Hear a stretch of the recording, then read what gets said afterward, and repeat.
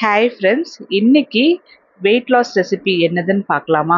அதிகமாக proteins, fibres, diabetics பேஷண்ட்ஸ்க்கு ரொம்ப ஃப்ரெண்ட்லியாக, வெயிட் லாஸ் பண்ணுறவங்களுக்கும் ரொம்ப ஃப்ரெண்ட்லியாக உள்ள ஒரு தோசை ரெசிபி தான் பார்க்க போகிறோம். அதுக்கு சூப்பரான ஒரு காம்பினேஷனில் ஒரு சட்னி. இதுக்கு மிக்ஸி ஜாரில் 4 நார்மல் சைஸ் வெங்காயம் 2ஆக கட் பண்ணி போட்டுக்கலாம். காரம் தேவையான அளவுக்கு பச்சை மிளகா, வரமிளகா, ஒரு துண்டு தேங்காவை அரைச்சி சேர்த்திருக்கேன். 1 டீஸ்பூன் அளவுக்கு சொரவின இஞ்சி, தேவையான அளவுக்கு கல்லுப்பு. தண்ணியே சேர்த்தாம இதை அரைச்சி எடுத்துட்டு வந்துடலாம். இதில் நான் ஒரு நார்மல் சைஸ் பச்சை மாங்காய் தான் சேர்த்த போகிறேன்.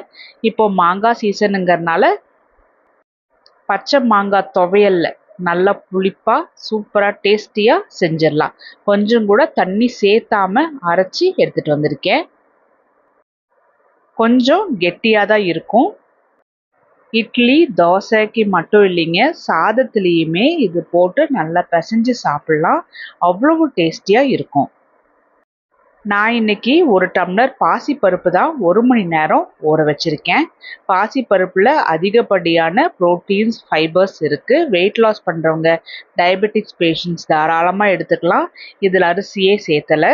தண்ணியிலிருந்து வடித்து எடுத்து பாசிப்பருப்பை மிக்ஸி ஜாருக்கு ட்ரான்ஸ்ஃபர் பண்ணிவிட்டு கடைசியில் உள்ள கொஞ்சம் தண்ணியை மட்டும்தான் நான் சேர்த்திருக்கேன். இதில் காரத்துக்காக நான் 2 பச்சை மிளகாவும், கொஞ்சமாக இஞ்சி, தேவையான அளவுக்கு உப்பு போட்டு கொஞ்சமாக அந்த இருந்த தண்ணியே நம்ம லாஸ்ட்டில் ஊற்றினோம் இல்லையா, அந்த தண்ணியே போதுமானதாக இருக்கும். நான் அப்படியே தான் அரைச்சி எடுத்துகிட்டு வந்திருக்கேன். எக்ஸ்ட்ராவாக நான் தண்ணி எதுவும் சேர்த்தலை. ரொம்ப தண்ணி சேர்த்தினோம் அப்படின்னா நம்மளுக்கு தோசை சுடுறதுக்கு வராது.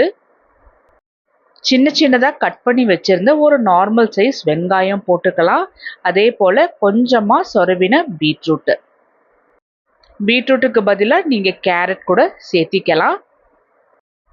டயட் இருக்கும்போது நமக்கு அனிமிக் ஆகக்கூடாதுங்கிறதுக்காக நம்ம செய்கிற ரெசிபீஸில் கொஞ்சமாக பீட்ரூட் சேர்த்திக்கிட்டோம் அப்படின்னா நமக்கு பிளட் வந்து இறங்காமல் இருக்கும், டயர்ட்னஸ் இல்லாமல் இருக்கும்.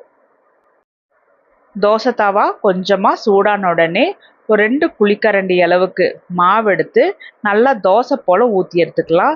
நம்ம இந்த வெங்காயம், பீட்ரூட்லாம் சேர்த்திருக்கறனால கொஞ்சம் திருட்டாக இருக்குது இல்லையா? இதே நம்ம இதெல்லாம் சேர்த்தலை அப்படின்னா நல்லா ஸ்மூத்தான தோசை கன்சிஸ்டன்சிக்கு நல்லா மொறுன்னு தோசை போட்டு எடுக்கலாம். ஆனால் இதெல்லாம் சேர்த்தும் போது நல்லா ஒரு ஸ்டொமக் ஃபில்லிங்காகவும் இருக்கும், ஹெல்த்தியாகவும் இருக்கும். அதை கம்பேர் பண்ணும்போது இதில் நான் தேங்காய் எண்ணெய் தான் யூஸ் பண்ணுறேன். தைராய்டு இருக்குது அப்படின்னா முடிஞ்ச அளவுக்கு தேங்காய் எண்ணெய் யூஸ் பண்ணுங்கள்.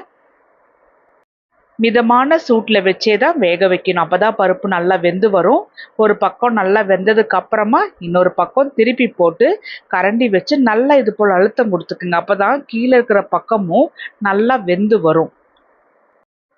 அரிசியே இல்லாமல் வெறும் பாசிப்பருப்பு வச்சு மட்டுமே நல்ல சூப்பரான ஒரு தோசை. எந்த பருப்பில் தோசை சுட்டாலுமே ரொம்ப முக்கியமான டிப் என்னென்னா, மிதமான சூட்டில் வச்சே தான் சுட்டு எடுக்கணும். அது மட்டும் இல்லாமல் நல்லா அழுத்தம் கொடுத்து நல்லா பொறுமையாக பச்சையாக இல்லாமல் நல்லா சுட்டு எடுத்துக்கோங்க. அப்போ தான் வயிற்று வலியெலாம் இல்லாமல் இருக்கும். 2 பக்கமும் நல்லா வெந்ததுக்கு அப்புறமா தோசையை நான் இப்படி எடுத்து இன்னொரு பிளேட்டில் மாற்றி எடுத்து வச்சுக்கிறேன். இது நல்லா திக்காக இருக்கிறதுனால நான் இன்றைக்கி ஒரே ஒரு தோசை தான் சாப்பிட போகிறேன். இதுவே நல்ல ஒரு ஸ்டொமக் ஃபீலிங்காக இருக்கும். இதுக்கு ரெடி பண்ணி வச்சுருந்த மாங்காய் சட்னியோட தான் நான் சாப்பிட்றேன். யார் யாருக்கெல்லாம் நல்லா புளிப்பு ரொம்ப பிடிக்குமோ தாராளமாக செஞ்சு சாப்பிடுங்க. அவ்வளோ டேஸ்டியாக இருக்கும். இந்த தோசை சாப்பிடும்போது ரொம்ப ஸ்டொமக் ஃபீலிங்காக இருக்கும். ரொம்ப நேரம் பசியே எடுக்காது. ட்ரை பண்ணி பாருங்கள்.